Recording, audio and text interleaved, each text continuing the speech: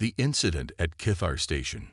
The Xarkan assassins were the galaxy's deadliest killers, standing 12 feet tall with perfect night vision and reflexes that could catch plasma bolts mid-flight.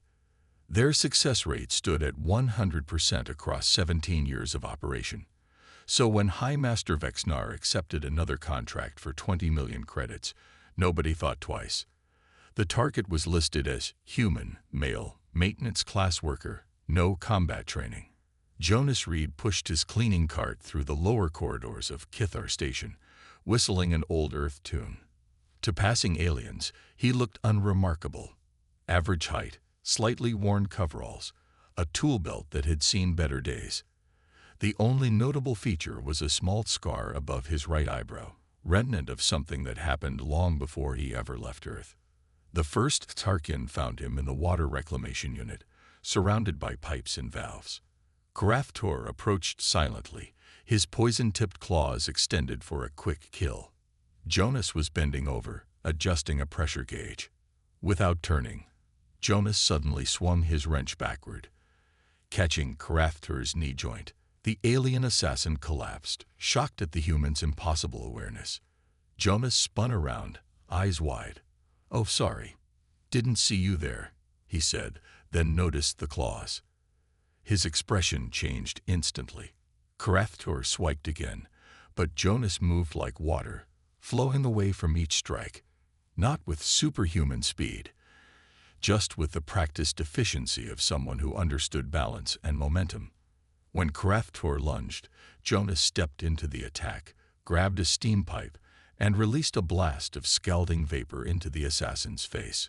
Kraftor retreated, badly burned. The second attempt came during Jonas's break in the storage bay.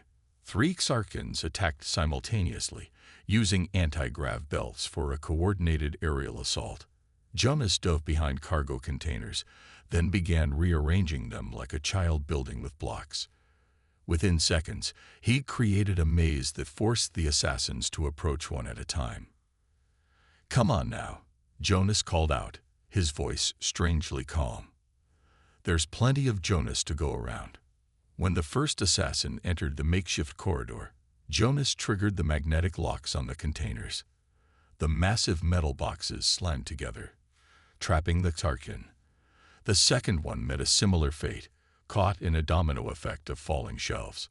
The third fled after Jonas somehow rewired a cleaning bot to chase him with industrial-strength bleach. Communications between the assassins grew frantic. "He has no weapons," Velmar reported. "No armor. He's using cleaning supplies." "Impossible," High Master Vexnar responded. "He's listed as maintenance only. No combat skills." The third attempt brought the elite Shadow Squadron, specialists in dimensional phasing technology. They materialized directly in Jonas's quarters while he slept. Or so they thought. Jonas had moved his bed and created a dummy under the sheets. From the vent above, he watched their confusion, then silently slipped out. When they realized the deception, Jonas had already sealed the room and flooded it with fire-suppressant foam. Through the door's viewport, he watched 6 of the galaxy's most feared killers flailing helplessly in white bubbles. "You know," Jonas said through the intercom, "assassins really should check the manifest. This whole section got a safety upgrade last month. Emergency response systems on hair triggers." As the foam hardened into a concrete-like substance, Velmar managed to send one last transmission. He knew we were coming. He planned everything. Station security found the assassins an hour later, still encased. Jonas filed a formal complaint about unauthorized visitors in restricted maintenance zones and returned to work, whistling. High Master Vexnar convened an emergency meeting. "What are we dealing with?" He displayed Jonas's file on the holoscreen. 34 years old, born in something called Montana, works 12-hour shifts. No military background, no augmentations, yet he's defeated 18 of our best operators using cleaning equipment. "There's more," Kraftor said, still nursing his burns. "When I attacked, he didn't panic. He didn't run. He seemed disappointed, like we'd interrupted something important. The assassins exchanged nervous glances. They'd faced war machines, bioengineered super soldiers, and psychic killing machines. But this human mechanic who used mop buckets and cleaning robots to defeat them, this was different. Unknown to them, Jonas's personnel file had several classified sections. Before becoming a maintenance worker, he'd spent 5 years as a rescue worker in Earth's most dangerous environments. He'd pulled victims from burning buildings, stabilized collapsed structures, and improvised life-saving equipment from spare parts. His brain was wired for crisis management and creative problem-solving. Meanwhile, deep in the station's database, an ancient warning file activated. It had been placed there 300 years ago by a species that had also underestimated humans. The file contained just one sentence: "They adapt faster than you can plan." As Cathar Station's artificial night cycle began, 20 more Xarkan assassins prepared for the largest operation in their history. They would overwhelm the human with sheer numbers. Jonas, sitting in the maintenance office, noticed the security feeds going dark one by one. He sighed, set down his coffee, and reached for his toolbox. Guess it's going to be one of those nights. He keyed the station-wide maintenance channel. "Fellow workers, we've got a pest problem in sectors 4 through 9. Might want to check your emergency protocols." Across the station, other humans, janitors, mechanics, sanitation workers, heard the coded message. They began setting up their own preparations, not with weapons, but with the tools of their trades. Because humans had learned something crucial about survival. You don't need to be stronger than the threat. You just need to be smarter. The truth behind human potential. The fourth attempt began with military precision. 20 Xarkan assassins, equipped with the latest stealth technology, coordinated their assault across multiple station levels. They'd learned from previous failures. This time, they wouldn't underestimate Jonas Reed. Jonas sat in the maintenance hub, monitoring their approach through reflections in polished metal surfaces, listening for the subtle distortions their stealth fields created in the station's ambient hum. His fingers drummed against the console, not with nervousness, but with anticipation. The first wave hit the power conduits, thinking darkness would give them an advantage. Jonas had already patched the backup systems to run independently. When the lights flickered and died, emergency LEDs painted everything in amber, a color that interfered with Xarkan visual processing. "Never liked working in the dark anyway," Jonas muttered, activating the station's internal comm. "Hey Maria, you ready with those ventilation adjustments?" Maria Chen, head of environmental systems, responded cheerfully. "Already running. These guys really don't read safety manuals, do they?" The assassins found themselves fighting more than just Jonas. The very station seemed to turn against them. Gravity fluctuated in certain corridors. Air pressure dropped in others.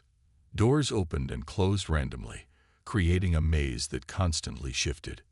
Hexvelmar's squad encountered Derek Thompson, the sanitation supervisor, in Sector 7. They expected easy prey, until Derek activated the industrial waste compactors. The walls literally closed in on them. 3 assassins were crushed before they could retreat. "Nothing personal," Derek called after them. "Just doing my job.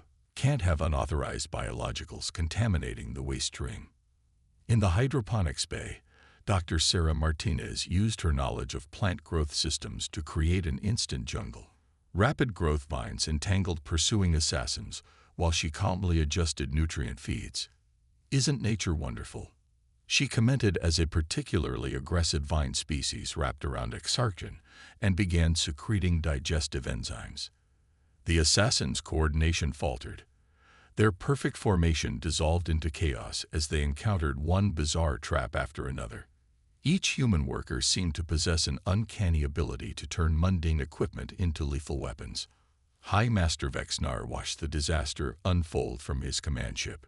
"This is impossible. They're just maintenance workers." Then the truth emerged. A data breach in Earth's historical archives revealed something the Galactic community had missed. Humans evolved as persistence predators on a death world. Their bodies might seem fragile, but their minds had developed something unique: the ability to improvise under extreme stress. Jonas finally revealed himself in the main concourse, standing alone. The remaining assassins surrounded him, thinking they'd finally cornered their prey. "You know what's funny?" Jonas said, not a trace of fear in his voice. "Everyone thinks humans are weak because we don't have claws or armored skin or natural weapons. But we got something better." He tapped his temple. "Problem solving. Pattern recognition. Cooperation. We survived ice ages, predators, disasters, not by being the strongest, but by being the most adaptable." The assassins attacked as one. Jonas moved like he could read their minds, dodging and weaving. But he wasn't fighting alone. Every human on the station had turned their workspace into a trap. The assassins found themselves caught in a web of improvised defenses, each one more creative than the last. The final confrontation took place in the central maintenance shaft. Vexnar himself faced Jonas, determined to complete the contract. The massive Tarkin towered over the human, muscles rippling beneath armored skin. "You can't win," Vexnar growled. "I've killed warriors across 50 systems." Jonas smiled. "That's your problem. You're thinking like a warrior. I'm thinking like a problem solver." He pressed a single button on his maintenance console. The entire shaft reconfigured, a feature designed for emergency repairs. Platforms shifted, creating a three-dimensional maze. Vexnar found himself separated from his weapons, his armor systems confused by the changing environment.